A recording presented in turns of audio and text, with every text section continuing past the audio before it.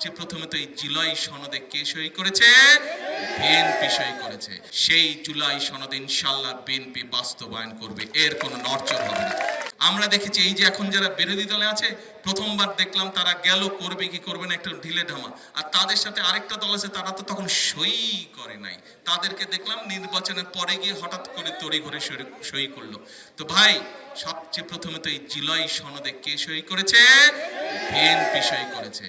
যারা নির্বাচনের পরে গিয়ে সই করলো কিন্তু জুলাই আন্দোলনে যারা জুলাই সনদের জন্য তারা গলা ফাটায় ফেলে, তাদেরকে তো আমরা প্রশ্ন করতে পারি, এতই যদি তোমাদের দরদ হয় তো তোমরা প্রথমে কেন সই করলে না ভাই?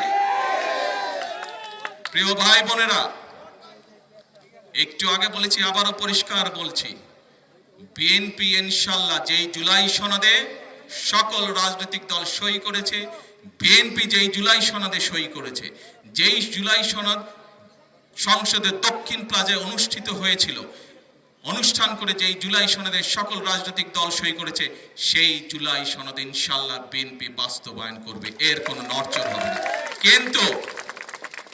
কিন্তু যারা বিএনপির খাল খনন, বিএনপির ফ্যামিলি কার্ড, বিএনপির কৃষক কার্ড, পেশাদার খেলোয়াড় তৈরি সহ এই সকল জনগণের জনকর্মসূচি, সেইগুলোকে বাধাগ্রস্ত করবে, বিএনপি জনগণকে সাথে নিয়ে তাদেরকে প্রতিহত করবে। কাজে আসুন, আজকে আমাদেরকে সজাগ থাকতে হবে।